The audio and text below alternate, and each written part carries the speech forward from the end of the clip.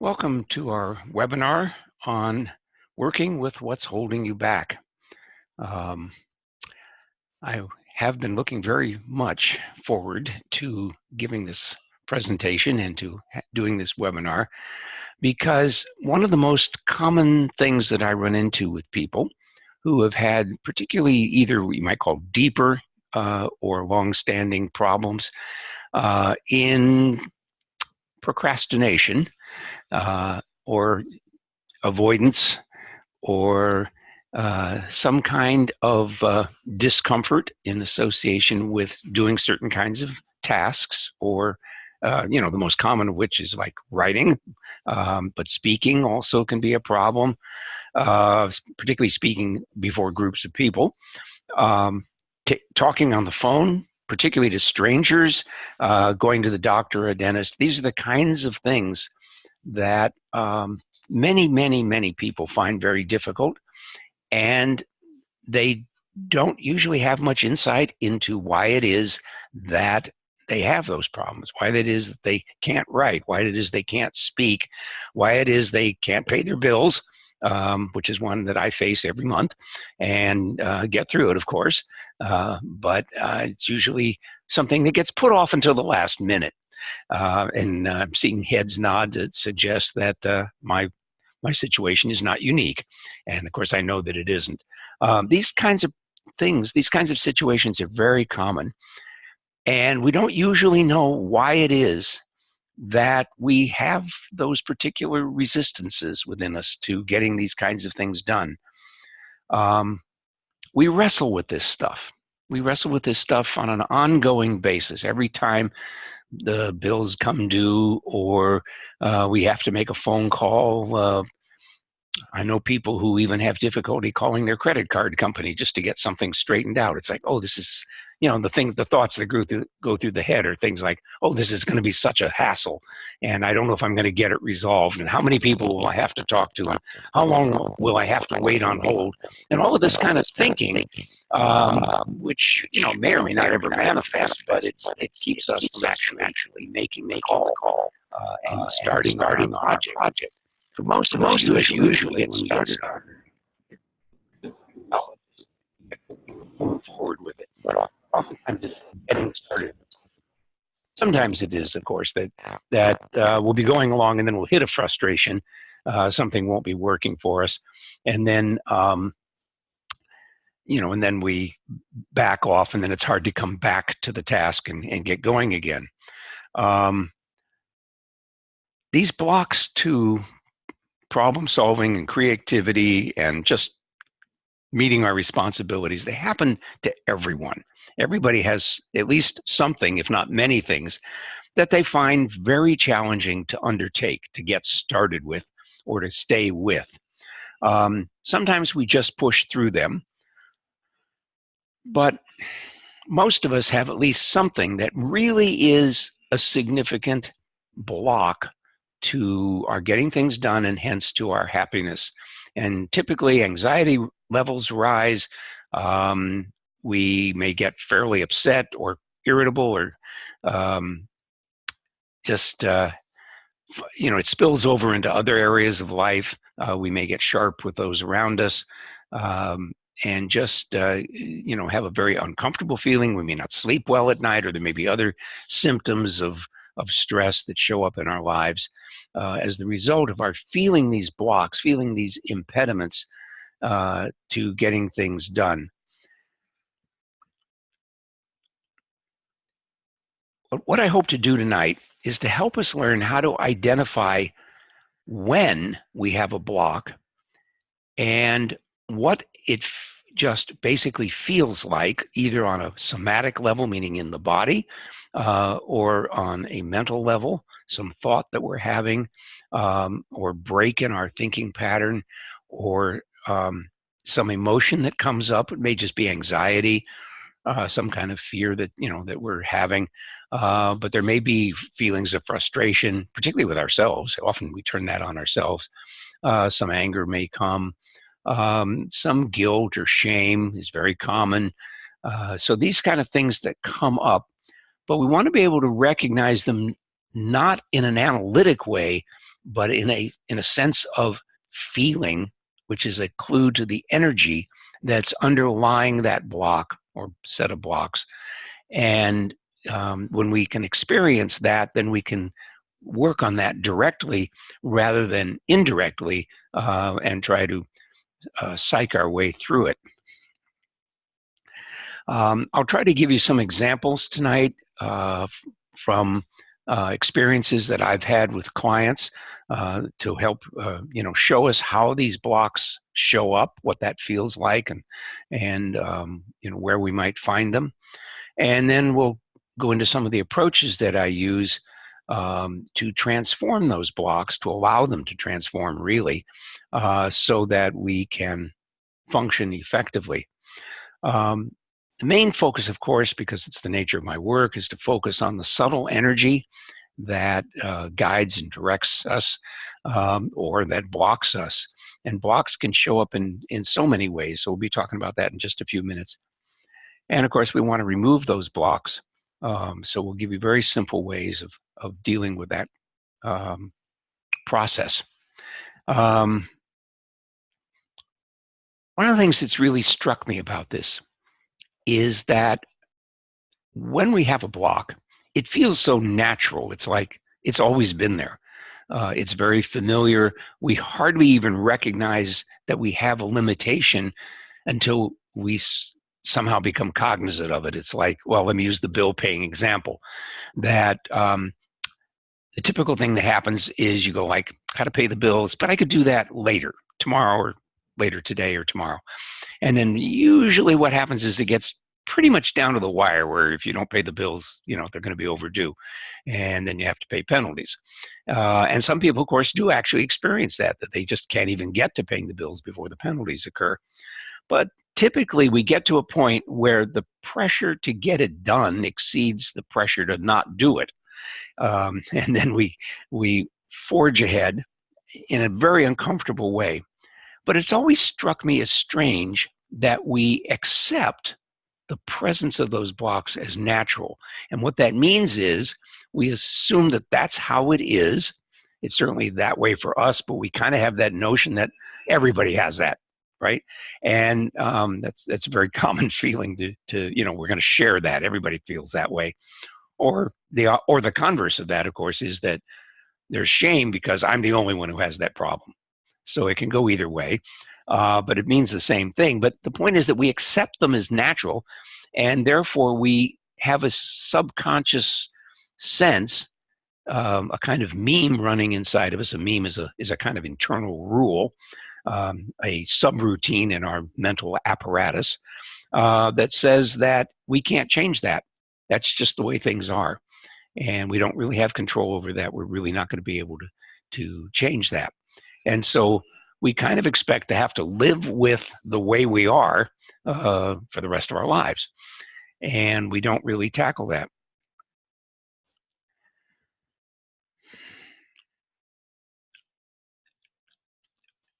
There's a common sense that if you're going to do something about any problem or any situation, that we need to know what it is that's blocking us. But in my work, it doesn't go that way. The work is simply noticing that there is a block. Noticing that, oh, I'm having trouble paying the bills. I'm having trouble making a phone call. I have to give a speech to maybe my business group that just even my colleagues, but I have to prepare something. I have to get up and speak, or maybe sit down and speak, but have to speak up in any case. And then we're going to find that that's a lot of anxiety around that, or a lot of sense that that's going to be a very difficult thing for us to do. And we generally feel that we need to understand why we can't do that. But the simple solution is simply to notice that it's there. We have a block. There's something inside me. It's a nice phrase to use. I use this phrase a lot. You've heard it before, I think, if you've been with me on these webinars. There's something inside me that doesn't want to do something. And maybe if you stay with that thought a little bit, And this is where the cognitive part comes in. That's actually quite valuable. Something inside me doesn't want to make that phone call, give that speech, pay those bills. And it it it feels bad. There's an uncomfortable feeling. And if you let the attention go to that feeling in the body and you have that sense of it, then it becomes more objective. It's more just in your awareness. And so you begin to create some space between you, the real you, the witness of your experience, and the outside thing. I just checked a message here because problem. Oh, I'm not sure where your sound problem is because, and it seems to be working fine. I'm watching my meter go up and down here, and it seems to be responding to my voice. And I have that one's on. I checked it earlier, just making sure it was still on. So looks like I have everything working on this end. Don't know what I can do to help you, but yeah, if anybody else has a problem, you can use the chat function and send me a message so I know that you're having that problem. Worst comes to worst, leave the meeting and reconnect, because sometimes connections are not a happy thing. And whereas blocks to our personal performance are on the energetic level, computer blocks seem to have a mind of their own. And gosh, that reminds me of a word I learned today, lolachezia.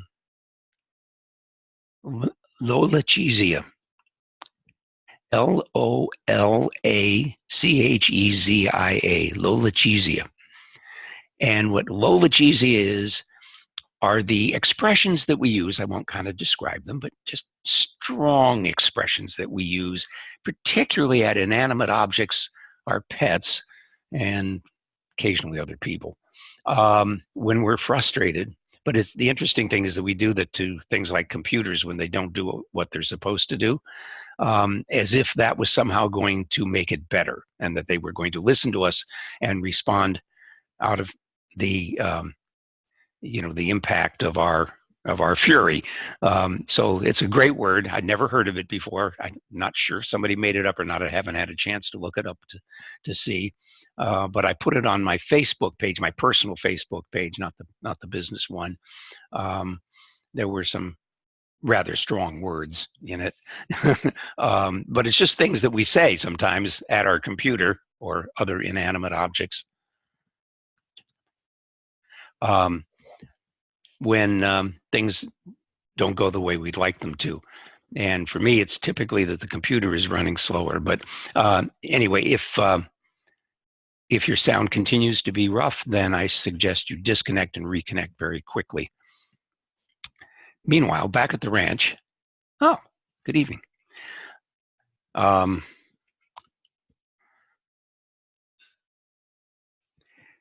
beauty of the work that I do with the energy is that it isn't necessary for us to know the nature of the blocks, why we have them, where they came from. Are they from some past life? Are they from some childhood experience or experiences that we had? Typically, these things are not from specific experiences, specific traumas. They're more situational. They're more the way we grew up, the environment that we grew up in, or their impressions from the past life that are just part of our character. And it's one of the reasons why we always assume that they can't be changed, because they've always been with us. They're just part of what forms us, forms our character. So we think of them as part of our innate personality. And then there's also familial patterns that come down to us through the generations, sometimes just one or two generations, but many times It's many, many generations, as far back as we can possibly find out. You may remember, for instance, that if you had, say, we use the example of paying bills, and you remember that your father had that problem, and maybe somewhere along the line you had a conversation with him, and he says something like, "Well, it's always been that way in our family. I remember my father and his father, having great difficulties, sitting down to pay the bills." And maybe it all came from, and then you can analyze it, like maybe it came from a time when funds were very tight, the economy was bad, there was social upheaval or whatever it was that made things very difficult around money. Maybe just a business deal went bad, and so there might be psychological reasons like that. But the point is that it gets built into the family structure, family dynamic. It's passed from one generation to the next, not by heredity, always can be, but a lot of times it's just a behavioral thing, and it's learned. That's how we do it in our family. We get upset when we have to pay the bills, and and if we have the opportunity to have our own office, when we do that, we go in and close the door, and we tell everybody not to disturb us until we're done, and we come out. It would be a typical kind of thing. Or if we're working on a presentation, we may say, we may again, go off, try to be alone by ourselves, where we can just focus on that and write it and maybe practice it over and over, perhaps, trying to get up to the point where we can feel comfortable that we can give this presentation. We know we have to give this presentation. It's due, tomorrow morning, and somewhere around 2 o'clock in the morning, we decide it's really need to go to bed and just hope that we can get through it the next day. So that's a typical kind of thing that comes up. So my job in this energy business is to see the nature of the problem that comes up, not the way people usually tell their story about what the nature of the problem is, but to see what the energy is that's involved. And it's not that I'm seeing, oh, it's this thing from your past life, or it's this thing from your childhood. But it's much simpler than that. I simply see some energy pattern somewhere in your field and can just work with that directly. And the result is that we don't need to know why the block is there, only need to see the block and then remove it. So when we want to start out with that, and I'm going to describe that for a few minutes, and try to give you some examples of that. When we see a block,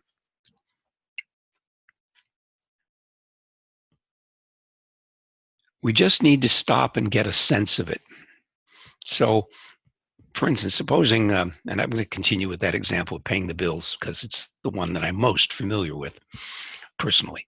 And so what I try to do when that comes up is to go like, I'm resisting. There's something inside me. I always like to use that phrase. There's something inside me that's resisting paying my bills.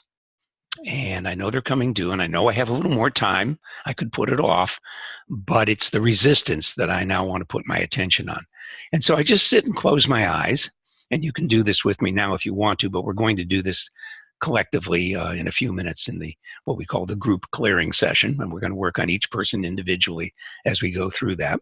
Whatever their block is, you don't need to tell me what it is. We'll just, because it doesn't matter what it is, it's just there's a block. We'll go find that energy that's related to that, that's causing that, that is the underlying basis of that. And together we'll just transform that energy. There's our psychology. So we're just going to sit quietly. You don't have to do it now if you don't want to. You can just listen, or if you want to begin to do this, that's just fine. We'll do it again when we actually go to work here in a few minutes. But you sit quietly and just feel into the body. And now just sit quietly. I often do the thing of just feel what you're sitting on, the chair or the couch, floor, whatever you're sitting on, and feel whatever support you have. Some back support or whatever. And then feel your body. Just feel through your body. Take a couple of slow, deep breaths, 2 or 3 slow, deep breaths. Usually get one settled in nicely. And oftentimes just taking a couple of slow, deep breaths, you begin to notice that there's a tension, that when you're taking those breaths, it's not just easy. There's some tension there in the body. And it just noticing that typically will happen is your attention will become more settled into a spot or area within your body. And when I say within your body, the body, of course, is a physical thing, but our existence extends, our energy field extends infinitely outward. And so sometimes when we're feeling in, the thing that we're feeling may not be right in our body. It may be both inside and outside our body, it may extend outside, or it may be entirely outside. And oftentimes, when a problem is long standing and pretty intense, um, the localization of where that is may very much be outside the body. So it's quite all right. So you do a 360, 360, that is 360 around and 360 above and below, behind and forward, and just see wherever the tension may be. And I use the word tension as a general descriptor here of a sensation that there is non-ease. There's unease, but more that there's a lack of ease. There may be some heaviness, some sense of density, some sense of immobility. Um, Sometimes it feels more like just a dense fog. That is, it's not really heavy, but you can't see through it, and it's not really moving. Lack of movement is, lack of flow of energy in an area is a typical kind of thing you may experience. Um, and if you look into that just innocently, you're just noticing, oh, there's this heaviness, and say it's down around your navel, kind of inside your body, but maybe even a little bit outside your body, if you can allow yourself that experience. And you do have to kind of open yourself to that experience if you're not used to it. That is, it's okay to give yourself permission to feel something, that feel it as if it was in your body, but it actually, you notice that it's at least partly, if not completely, outside your physical boundary. So feeling that and just noticing where that is. And then it's a kind of saying hello to it. It's just noticing that it's there, welcoming that it's there. Um, it's You can do that on the thought level, or just the feeling level of, oh, there's something there, and just the feeling of, I can feel that. And you just feel that. And then notice if there's any particular qualities about that. I mentioned qualities like heaviness, density, non-movement, stickiness, murkiness. I said fog before. It's a similar sort of sense that you can't really see in it. It's murky in there. Muddy, perhaps, like muddy water. Boy, does that bring back memories. Anyway, looking in muddy water. Well, I used to go swimming in Clear Lake, Iowa. And one of the things that I noticed even back in my childhood was that Clear Lake wasn't very clear. Apparently it had been originally, but as the population had grown up and streets had been built around it with storm sewers that drained into it and motorboats had run on it, it got murky. And life is kind of like that. There's a lot of stuff that churns up murk in our lives. And so, we may experience in that block that there is some murkiness to it. So we notice that, and then just being with it, noticing if there are any other qualities that might show up. And those may be more on the level of feelings like guilt or shame or frustration. It may have been a sense that I'm not good enough, or just doubt, which is a kind of cognitive thing, but it's the doubt has a physical component to it. You can feel doubt. So see what shows up. Sometimes you'll hear words. Many times it'll just be a feeling or a sensation that maybe you can put a word to, but it's not necessary to label it. That's not important. It's just really in the noticing that we're able to move to some level of transformation with the thing.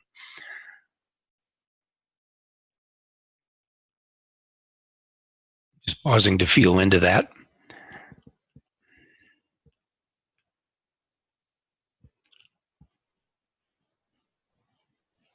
So transformation can take place just from our putting attention on that. Another thing we might do, noticing that feeling, is to find somewhere a feeling where there is confidence and ease and a sense that I can do that. Not necessarily that thing, but just anything. So maybe you regard yourself as very comfortable speaking in front of others. You do your business presentations or classroom presentations or whatever, wherever you might be presenting. Um, maybe you've done years of Toastmasters and you've really got it, so you can just do your thing. But you just have a hard time sitting down to pay the bills. So you take that feeling of confidence from the one area in your life, such as speaking, and you hold that in your awareness, and you hold in your awareness the feeling that's associated with not paying the bills, or at least not wanting to pay the bills. That part of you that doesn't want to pay the bills. And you just hold those two things. Very simple technique. Very simple technique. And you don't hold them tightly. It's just you have the two things in your awareness. There's this and there's that. And you're just very innocent about it. And after a little bit, notice what's changed. What has changed? That's an opening to a terrible joke about now you feel like you can't get up and speak either. But but no, it doesn't work that way, practically speaking. I made that joke. I said that out loud for deliberately. It popped into my head, of course. But the reason I said it out loud is that a lightheartedness about this and an ease about approaching this rather than I'm going to fix this is very much helpful. Just a very easy attitude towards that. So you'll have one thing and you have another thing. You have something that you're feeling confident and okay about and something that you're not. And you just have those two things in your awareness in a very easy way. And then after a bit, you kind of notice what has changed.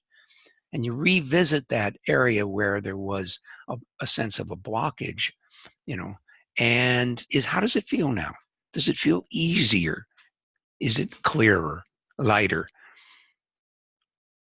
Whatever it was, does it now feel just more comfortable?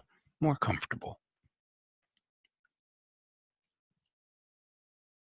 And you see how the energy shifted? Did you feel that? That was very nice. Just noticing that it's now more comfortable. So just holding those two things is a wonderful, wonderful technique. So it's like first step is just noticing that sometimes that's all it takes to change a thing. But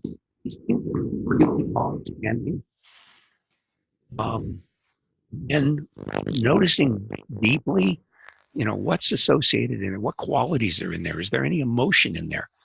Are we holding something? Do we have a sense of it being ancient?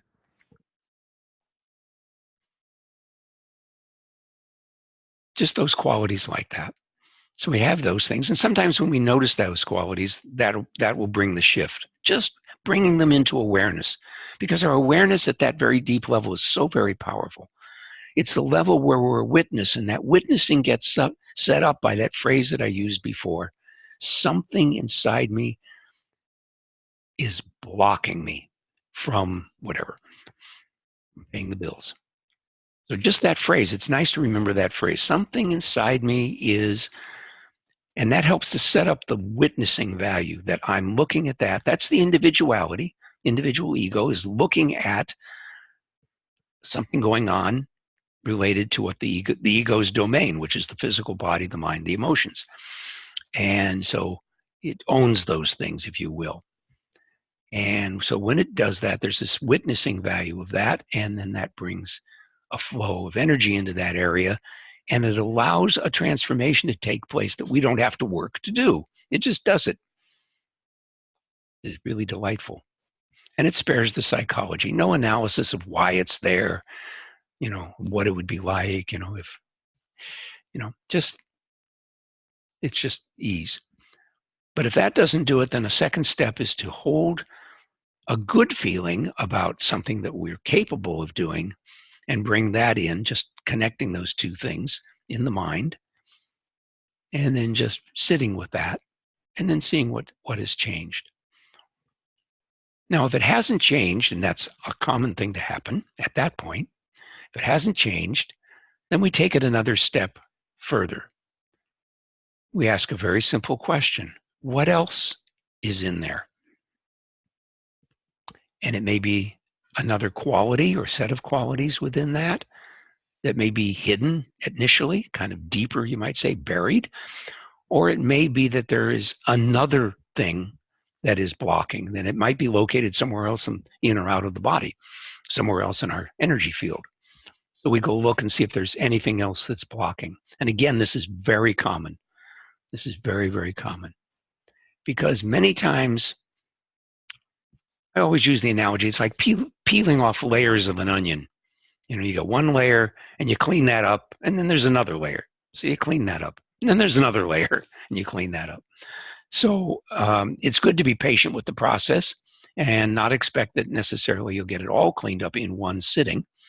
But many times good progress can be made.